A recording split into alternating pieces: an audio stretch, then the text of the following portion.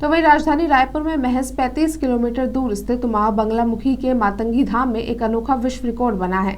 यहां पीठाधीश डॉक्टर प्रेम साई के मार्गदर्शन में भक्तों ने 11 टन मिर्ची की आहुति देकर यज्ञ अनुष्ठान किया है। माना जाता है कि मां बगलामुखी शत्रु विनाशक और भक्तों की मनोकामना पूर्ण करने वाली देवी है। तो वहीं भक्तों ने अपने कष्टों से मुक्ति और सफलता प्राप्त करने के लिए इस महायज्ञ में भाग लिया है। इस आयोजन में जहां भक्तों की अटूट आस्था को दर्शाया है और एक ऐतिहासिक विश्व रिकॉर्ड भी स्थापित किया है। वैसा बहुत धाम की महिमा सुनी हुई है, क्यों धाम की महिमा इतनी बढ़ती जा रही है और जो हवन हो रहा है क्या है यहाँ पे आप अगर देखेंगे तो तीनों महाशक्तियां, जैसे 10 महाशक्तियां है तो 10 महाशक्तियां तो एक जगह पे है नहीं, लेकिन हर जगह पे एक एक महाशक्तियों का मंदिर है। और ये जो धाम है यहाँ पे तीनों महाशक्तियां साक्षात विराजमान है।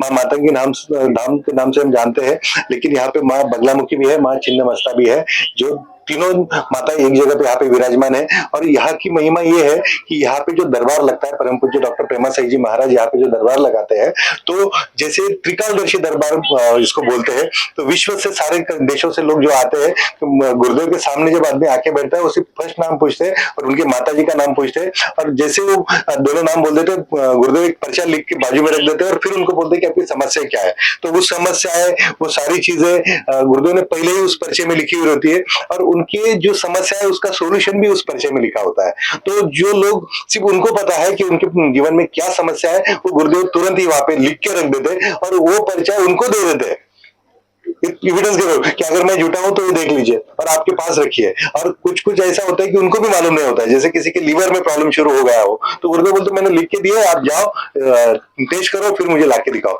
तो 100% वो मिलता है।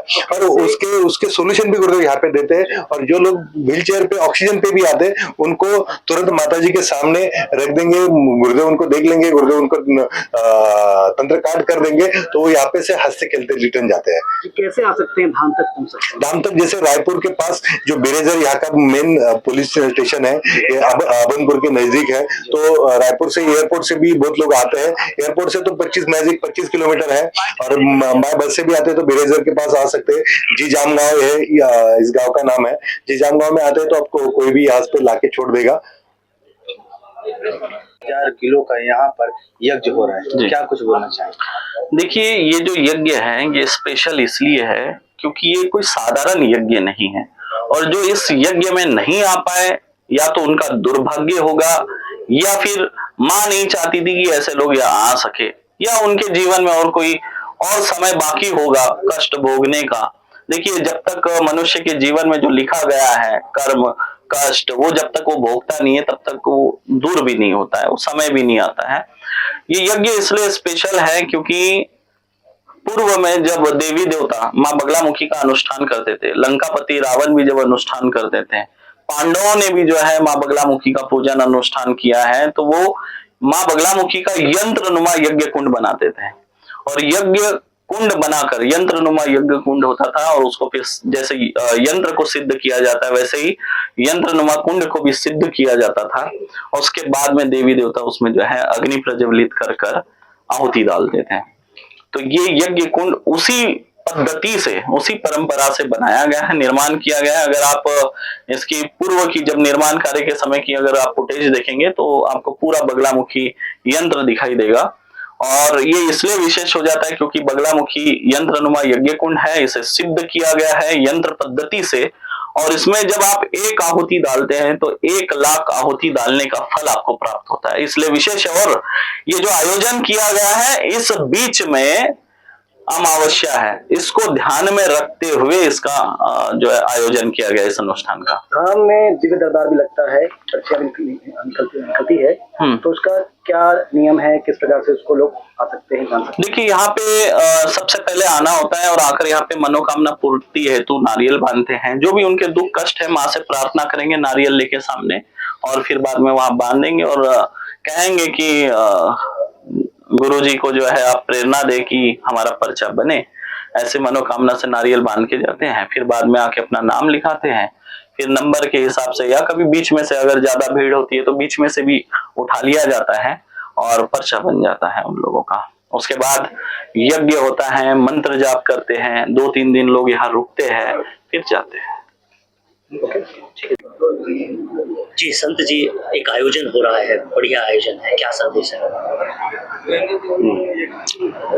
कुरुक्षेत्र में एक दिव्य मातंगी धाम का निर्माण हुआ है, जिसमें आज लोक कल्याण के लिए माता बगलामुखी यज्ञ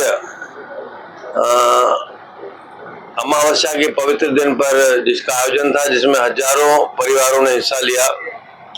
ऐसे यज्ञों से प्रकृति और परमात्मा प्रसन्न होते हैं, क्योंकि वेदों में भी कहा गया है कि प्रजापति ने मानव कल्याण के लिए यज्ञों का विधान रखा। यज्ञ से वर्षा होती है, वर्षा से अन्न होता है, अन्न से प्राणी की जीविका चलती है। तभी हम लोग वह प्राप्त करते हैं जो आहुति, जो वेद मंत्रों के माध्यम से ऐसे यज्ञों में तप भक्ति किया जाता है, उससे कई गुना परमात्मा इस जगत में यानी इस पृथ्वी पर देता है, मंगल करता है। तो यह दिव्य यज्ञ छत्तीसगढ़ प्रांत की खुशहाली के लिए है, सबकी संपन्नता के लिए है, शांति के लिए है। उसका आयोजन आज 29 जनवरी 2025 को साईं प्रेम साईं जी ने इस मातंगी धाम में किया है। सनातन धर्म के लिए आप लोग कुछ करने जा रहे हैं? ऐसे शुभ कर्मों से जिसमें सभी छोटे बड़े अमीर गरीब आकर मिलते हैं, यह हमारे सनातन संस्कृति का हिस्सा है, क्योंकि सनातन यानी जो शाश्वत है, जो मानव धर्म है ना। हम सनातन को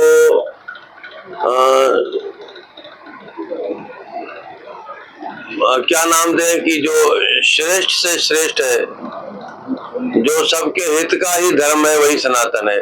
आज के युवाओं को क्या प्रेरणा देना चाहेंगे, क्योंकि आज के युवा सनातन के बारे में समझने का नाम नहीं लेते, बल्कि मोबाइल में ज्यादातर लगे रहते हैं। सनातन के बारे में उनको कुछ नहीं मालूम।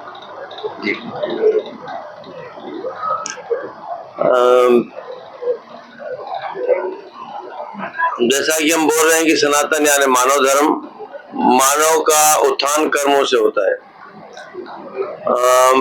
पुरुषार्थ रहे, इंसान कर्मशील रहे।